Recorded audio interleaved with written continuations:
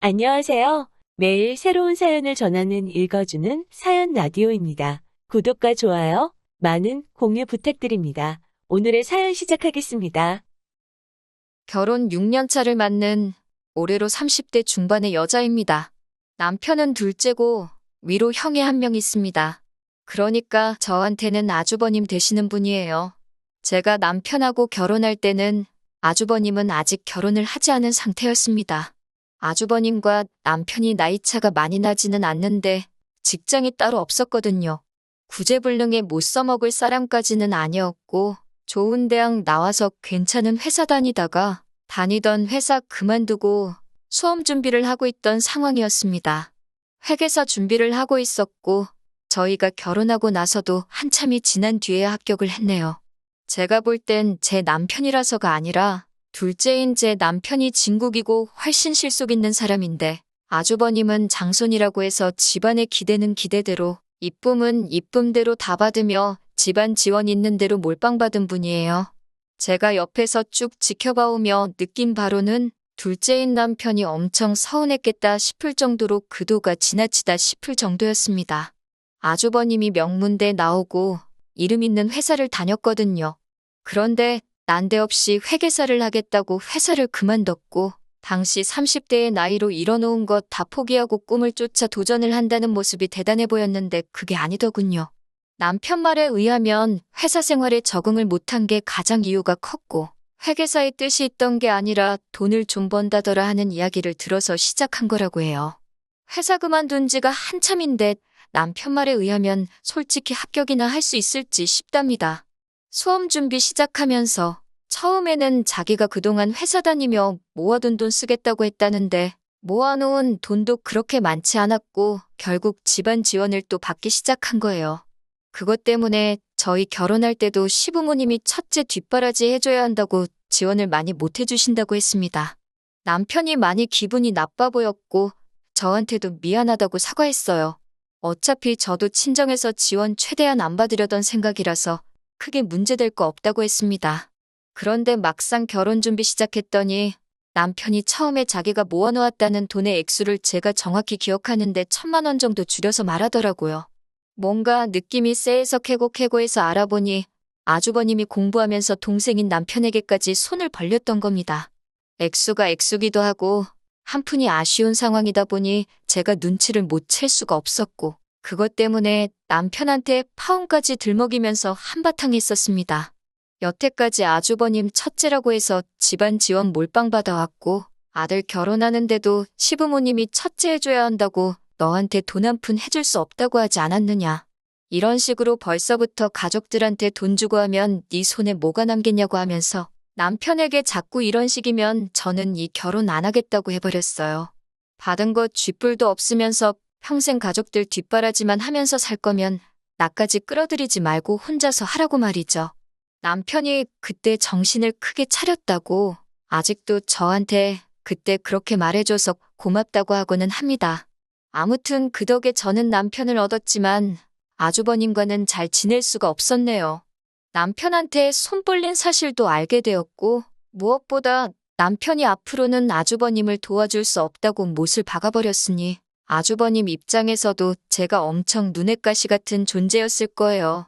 다행인 건 동생한테 손 벌린 지 자신이 쪽팔린 줄은 알았나 본지 시부모님한테까지는 나서서 저를 반대하지 못했다는 거예요.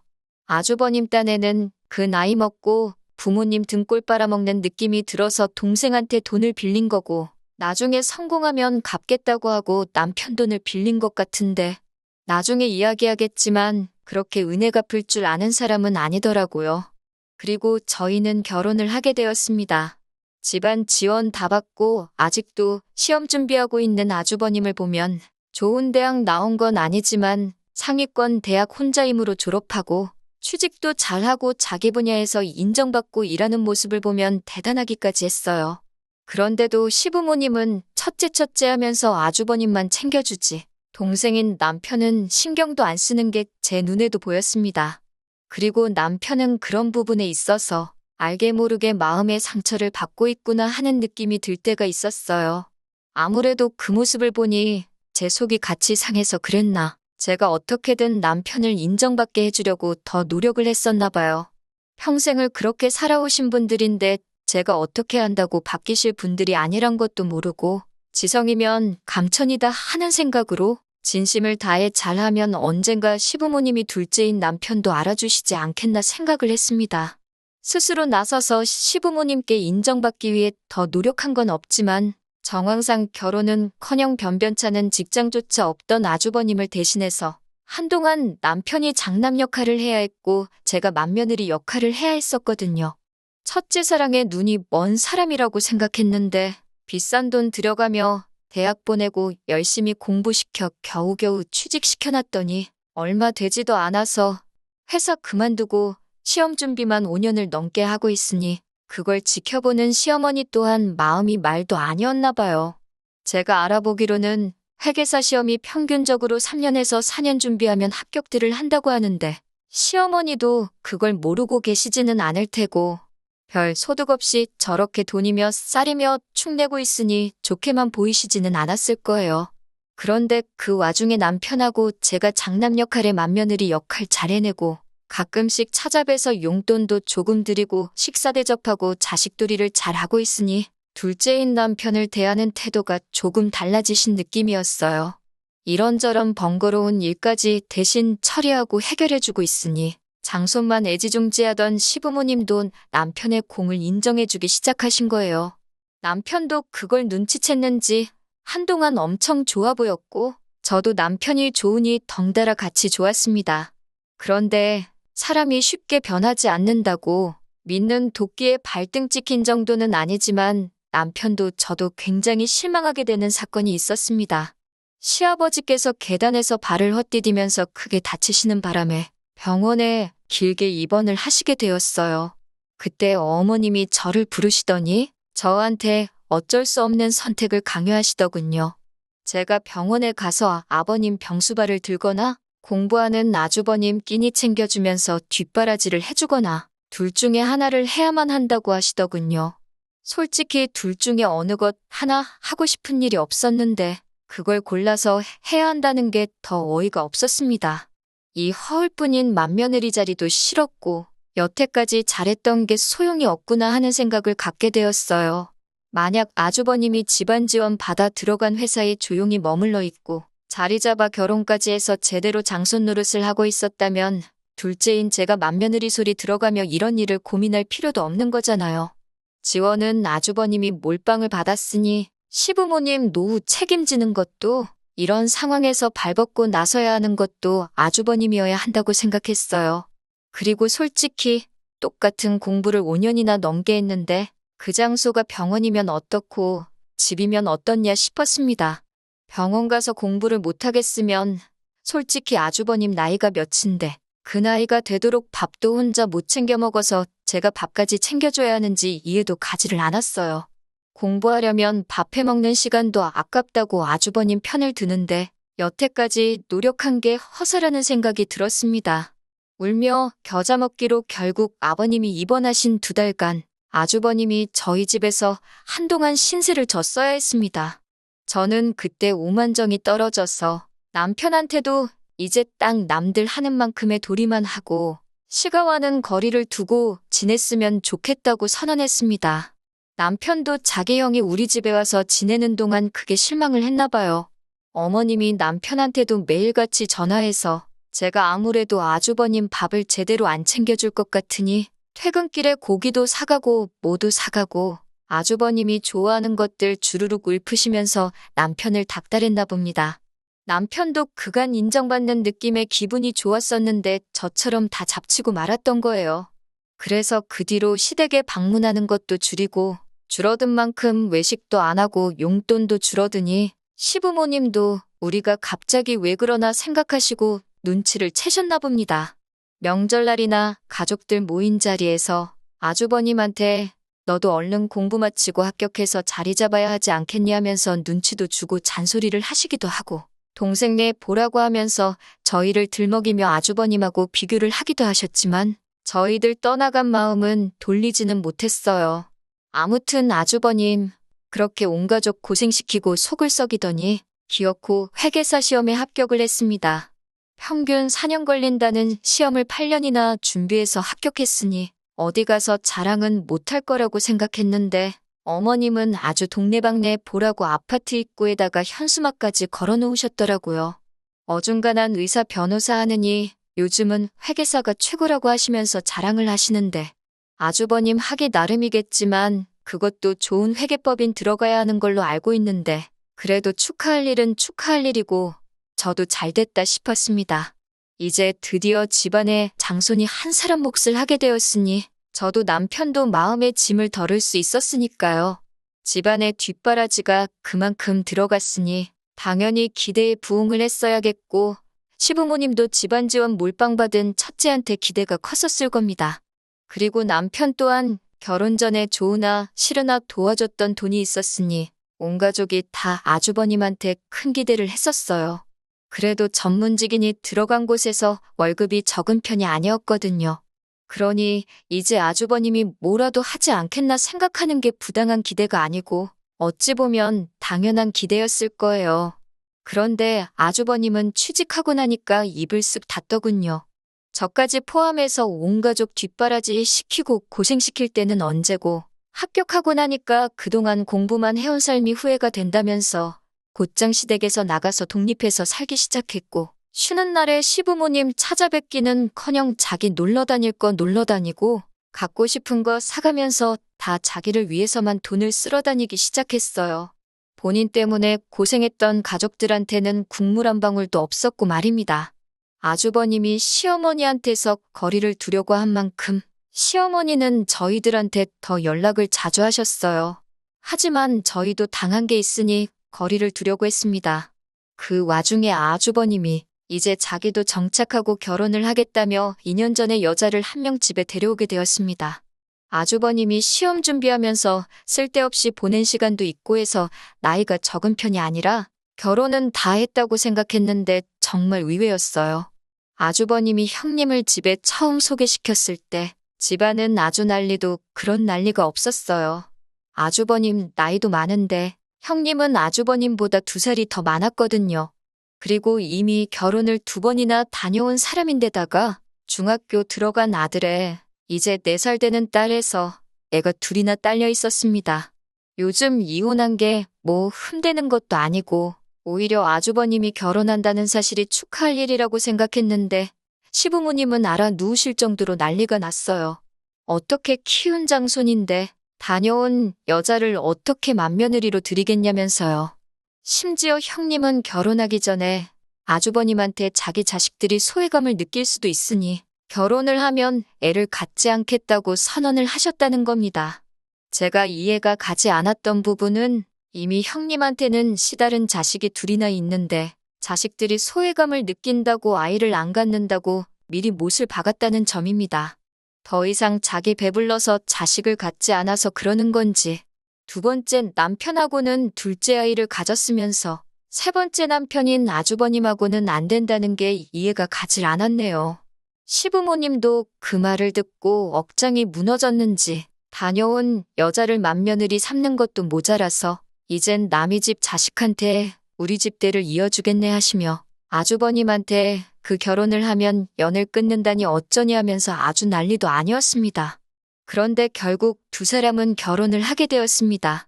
형님네가 알고 보니 엄청난 부자였거든요. 아파트 가진 것만 3채를 가지고 있었어요. 배운 게 없어서 젊어서부터 이 장사 저 장사 하면서 돈을 엄청 모았다고 하는데 무슨 장사인지는 말을 안 해주는 걸 보니 떳떳한 장사는 아니었던 것 같습니다. 과거가 뭐 중요한가 싶고 크게 신경 안 쓰려고 했는데 형님한테 조금 실망을 하기도 했습니다. 저는 당연히 2사람이 인연으로 강하게 묶여있고 서로 사랑해서 결혼을 하는 거라 생각했는데 그게 아니었어요. 아주버님은 형님의 재력이 탐이 났던 것 같고 형님도 하는 말이 자기 자식이 학교 가면 엄마 직업 때문에 놀림받고 그런다고 하면서 새아버지를 그래도 사자 들어가는 전문직으로 구하고 싶었다고 하면서 그걸 자랑처럼 저한테 이야기해 주는데 그게 무슨 결혼인가 싶었습니다. 뭐 서로 원하는 바를 서로에게서 취할 수 있으니 그걸 윈윈이라고 볼 수도 있었겠지만요. 결혼하는데 집이며 뭐며 비싼 돈 들어갈 거는 다 해온다고 하는데 솔직히 아주버님한테 집안 자원 몰빵한 데다가 노후도 보장받을 수 없을 것 같은 분위기에 시부모님 입장에서 형님이 내건 조건을 무시할 수는 없으셨던 거예요. 거기에 아주버님 나이도 있다 보니 더 좋은 결혼 자리는 못 찾겠구나 생각했기 때문에 두 사람의 결혼을 마지못해 허락하시더라고요. 저도 이제 드디어 이 지긋지긋한 맏며느리 자리를 내려놓게 되는구나. 마음에 짐 좀 덜고 살겠구나 생각이 들었어요. 싫다 했지만 아주버님 자리 못 잡은 상황에 남편도 자기 가족이라고 신경을 쓰고 있으니 겉으로는 안 한다 해도 정말 기본적인 일은 해야 했었거든요. 그런데 결혼 전에 뭐 결혼만 하게 되면 시부모님한테 엄청나게 경제적으로 지원을 해줄 거라고 호언장담하던 형님이 얼굴을 싹 돌려버렸나 봅니다. 끼리끼리 논다더니 두 사람이 아주 염치없고 말 바꾸는 데는 선수인 것 같았어요.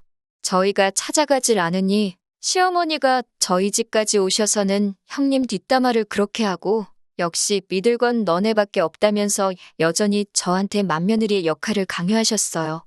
당장 아주버님 직장 없을 때는 식구 늘려서 뭐하냐며 저희 보고 자녀 계획은 천천히 세우라고 하셨던 분들이셨거든요. 그런데 시어머니는 너네도 하루빨리 대를 이을 아들을 가져야지 하면서 손주 타령을 저희한테 하기 시작하셨습니다. 솔직히 저도 아이를 갖기에는 이제 노산이기도 하고 자의반 타의반으로 그동안 아이 없이 생활하면서 남편과 둘이서만 잘 지내도 좋겠다는 생각을 가지고 있었습니다. 그래서 더 이상 아이를 가질 생각도 없기도 했고 더더욱이 아이가 생기면 대를 잇는다느니 내려놓기로 했던 맏며느리 자리마저 다시 저에게 돌아올 것 같아 전혀 할 생각이 생기질 않는데 자꾸 저한테 그런 기대를 하시니 참 알게 모르게 스트레스더군요. 그래도 여태까진 남편이 중간 역할 잘해주면서 이 결혼에 대해서 후회한 적 한 번도 없었는데 장손만 중요한 집구석 둘째와 결혼한 걸 진심으로 후회하게 만드는 일이 생기게 되었습니다. 시어머니께서 꼭 좀 도와달라고 몇 달 전부터 사정사정하신 일이 있어서 거길 제가 대신 다녀오는 길이었습니다.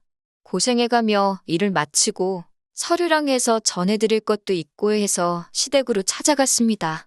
어머님은 저보고 수고했다고 하시고 밥 차려줄 테니 밥 먹고 가라고 하시더라고요.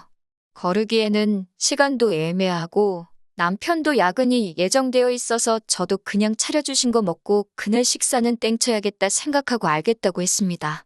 시어머니가 며느리한테 상다리가 휠 정도로 진수성찬을 차려주실 거라고 기대는 하지 않았지만 어디 배달음식 받고 딸려온 밑반찬에 있던 김치 하나를 꺼내주시더니 제 앞에 라면을 냄비째 올려놓으시더라고요.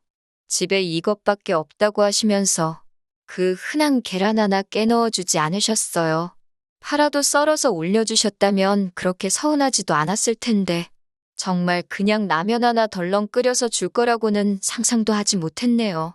정 먹을 게 없었으면 먹고 가라는 말을 하지 마시지. 동네 김밥집 하다못해 그냥 짜장면 한 그릇을 시켜주셨어도 그렇게 어이가 없지는 않았을 겁니다. 제가 뭐 밥 한 끼 제대로 얻어먹겠다고 제 시간 버려가며 어머님 심부름 한 건 아니지만 이건 해도 너무했다 싶었습니다. 안 먹고 가면 안 먹고 간 대로 뭐라 싫은 소리 할까봐 그 라면을 코로 먹는지 입으로 먹는지 모르게 후루룩 때려넣게 되었네요. 시어머니는 제가 먹는지 마는지 별로 관심도 없어 보였는데 제가 자리에서 일어나니 그때부터 저를 힐끔힐끔 쳐다보길래 왜 그러시나 했습니다. 먹은 거 싱크대에 담그러 가니까 그때서야 저한테 차려줄 것도 없으면서 밥 먹고 가라고 한 이유를 딱 알겠더라고요. 설거지거리가 잔뜩 쌓여있더군요. 필연적으로 제가 그걸 목격하고 설거지까지 해놓고 갈 줄 알았나 봅니다. 제가 그걸 뭐하러 하겠나요. 저도 눈치 못 챈 척 잘 먹었다. 이제 가봐야겠다 말하고 자리에서 일어나 버렸죠. 시모는 제가 당연히 그걸 하고 갈 줄 알았는지 약간 의외라는 듯이 당황을 하더라고요. 먹은 거 담궈놨냐고 재차 물어보시길래 설거지가 많이 쌓여 있어서 옆쪽에다 그냥 뒀다고 확인 사살을 해드렸어요. 시어머니가 저를 배웅해주는 척 하면서 요즘 어깨가 너무 결린다느니 어쩐다니 하면서 집안일이 힘들다 저한테 넌지시 눈치를 주시는데 더 있다가는 설거지 좀 해달라고 아예 돌직구를 날릴까봐 잽싸게 문 밖으로 나왔습니다. 엘리베이터 타고 내려와 집 쪽으로 가고 있는데 멀리서 누가 저를 부르더라고요. 보니까 형님과 아주버님이었습니다. 아주버님은 저를 원래 안 좋아하니 고개만 까딱하고 인사를 하는데 형님이 괜히 저한테 친한 척을 하더라고요. 형님이 안 그래도 자기 혼자 있을 생각에 갑갑했는데 저를 만나서 반갑다면서 자기 시댁에 있는 동안 말상대나 좀 해달라더라고요. 장사하던 사람이라 그런지 아주 사람 정신을 쏙 빼놓는데 저도 모르게 엉겁결에 붙들려서 다시 시댁에 들어와 버렸어요. 그런데 시어머니는 제가 왔을 때랑은 다르게 아주버님 내가 온 사실을 알고는 버선발로 마중을 나오시더군요. 나오자마자 형님 손부터 보는 걸 보니 오늘은 혹시 뭘 준비했나 보려는 것 같았어요. 형님은 그런 어머니 다루는 게 익숙한지 급하게 오느라 오늘은 아무것도 가져오질 못했다고 아쉬운 듯이 상황을 넘기더라고요. 엉겁결에 따라 들어온 제가 집에 갈 타이밍을 못 잡고 있었는데 어머님이 저를 갑자기 부르시더니 거기 가만히 서 있을 거면 자기 좀 도우라고 하면서 베란다 안쪽에 보면 얼마 전에 들어온 옥돔이 하나 있다고 그걸 꺼내와서 저보고 구워내오랍니다. 자기 심부름 대신 해주고 고생해서 들어온 저한테는 고작 라면 하나 끓여줘 놓고서는 돈 많은 아주버님 내외한테는 비싼 거 먹여주라는 그 신부도 열받는데 그 식사 준비를 저보고 하라고 하니 어이가 없었습니다. 그래도 그간 저한테 살갑게 대하고 경우가 있다고 생각한 형님도 그 어이없는 상황에 거절하는 그런 모습은 하나도 없고 오히려 식탁에 의자 꺼내서 앉더니 멀뚱히 밥 차려지길 기다리고 있더라고요. 원래부터 저랑 사이 안 좋은 아주버님은 뭐 말할 것도 없고요. 자기가 시댁에 돈 가져다 주는 게 있으니 제가 받는 대우가 당연하다는 듯이 저러고 있는 걸 보니 부하가 치밀더라고요. 그래서 그냥 자리에서 일어나가지고 집으로 돌아와 버렸네요. 제 뒤에다가 대고 뭐라 했는데 너무 열이 받아서 솔직히 뭐라고 했는지 듣지도 못했어요. 그렇게 집에 들어오니 일 때문에 늦는다던 남편이 회사 일이 어떻게 잘 해결되었다며 평소보다도 일찍 퇴근해서 집에 있더군요. 제 표정을 보더니 무슨 일이 있냐고 묻는데 평소였으면 제가 그냥 참고 넘어갔겠지만 그날은 너무 열받아서 다 말해버렸어요. 남편 얼굴이 순식간에 일그러지더니 저보고 당장 시가로 같이 가자더군요. 그렇게 시가에 도착하자마자 남편은 문을 벌컥 열고 들어가선 신발도 안 벗은 채로 그대로 집 안으로 들어가더군요. 그 와중에 옥돔은 직접 구워서 준 건지 생선 대가리랑 뼈만 앙상하게 남아가지고 식탁에 있었고 어머님은 아주버님네 먹으라고 과일까지 내주고 설거지를 하고 계셨어요. 그 와중에도 어머님은 뭐가 그렇게 할 말이 많으셨는지 당신이 기어이 며느리 먹으라고 밥까지 직접 차려줬는데 며느리란 게 시험이 도와서 설거지는 못할 망정 아주 행패를 부리고 돌아갔다고 하면서 저를 나무라기 시작하더군요. 형님도 옆에서 시어머니 거들면서 집안에서 서열도 제일 낮은데 이건 좀 경우가 아닌 것 같네 하면서 말을 보태기 시작했고요. 남편이 형님이 입을 열자마자 넌 좀 닥치고 있으라고 한마디 세게 하더군요. 형님은 물론 옆에 있던 아주버님마저도 남편 기세에 눌려서 깜짝 놀라더니 아무 말도 잊지 못하더라고요. 어머님이 남편한테 말버릇이 그게 뭐냐고 노발대발하시고 남편은 그동안 쌓여있던 걸 다 쏟아내기 시작했습니다. 지원은 있는 대로 형님한테만 전부 해줘놓고 효도는 똑같이 받으려 하실 때도 자기가 언제 뭐라 한 적 있느냐고. 그런 것 전부 다 견딜 수 있지만 첫째와 둘째에 대한 차별을 가지고 제 아내한테까지 끌고 오는 건 참을 수 없다고 하더군요. 막말로 여태까지 키워주신 것에 대한 도리는 여태까지 한 것만 가지고도 충분히 갚을 수 있을 것 같고 형님이 나한테 1,000만 원 빚진 게 있으니 혹시나 아직 모자란 것 같으시면 형님한테서 받으라고 하더군요. 둘째 장남노릇 맏며느리 노릇하는 거 오늘로 끝내고 어머니가 이 사람한테 형님들 밥 차리라고 시켰으니 이젠 자식 대우가 아니라 어디 식모 부엌대기 대우를 받았으니 자식 노릇하는 것도 오늘로 끝내겠다 선언을 하더군요. 앞으로 효도받을 일 있으면 진짜 자식 찾아 하시라고 말하고 그래도 이런 말은 얼굴 보고 하는 게 예의인 것 같아 구태여 찾아온 거라고요. 앞으로 얼굴 보고 지낼 일 없을 테니 장손한테 효도 잘 받으시며 건강히 잘 지내라고 말하고 밖으로 나왔습니다. 어머니는 어이가 없다는 듯이 니들이 해준 게 뭐가 있다고 억울하다 큰 소리를 치냐면서 아주 니들끼리 잘 먹고 잘 살라 하십니다. 당신들끼리 잘 먹고 잘 살 테니까 나중에 아쉽다고 찾아와서 바짓가랑이를 붙잡고 기어도 당신은 모른다고 외려 큰 소리를 치시더군요.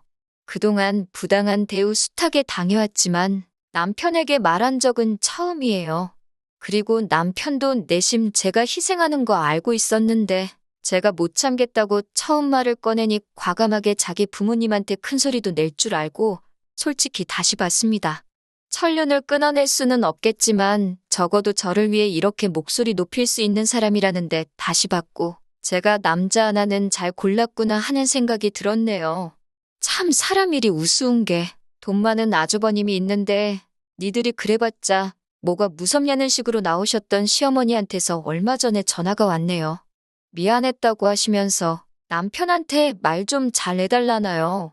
형님 입장에서는 아주버님이 집안 지원 다 받고 자랐던 건 둘째치고 아주버님이 형님한테 자기 부모님은 동생이 모실 거라고 시부모님 노후 걱정할 필요 없다는 식으로 평소에도 말했었나 봐요. 형님이 보기에도 맏며느리 역할 제가 다 하고 있으니 아주버님 말이 진짜겠거니 믿은 거고요. 그런데 그날 남편이 한바탕 하고 간 꼴을 보니 장사하는 사람이라 그런지 계산이 엄청 빨리 섰나 봐요.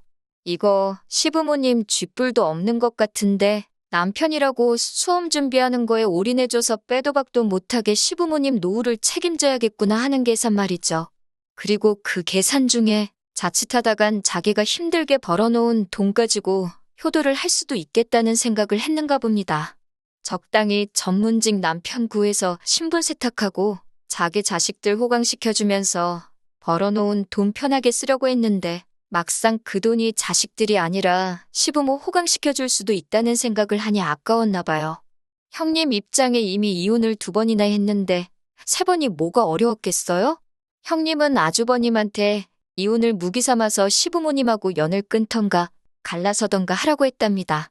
아주버님은 별로 아쉬운 기색도 없이 시부모님 손절해버리고 형님이 가지고 있는 돈을 택했고요. 집안 지원 다 가져간 첫째한테 효도받으면 노후를 보낼 줄 알았는데 이도저도 아닌 낙동강 오리알 신세가 돼버린 겁니다.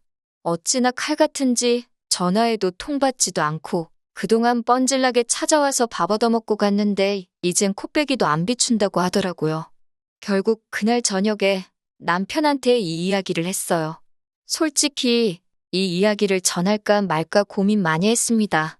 이 상황에 솔직히 아무리 그렇게 갈라섰다고 한들 자식된 입장에서 얼마나 마음 아프고 신경 쓰일 일이겠어요?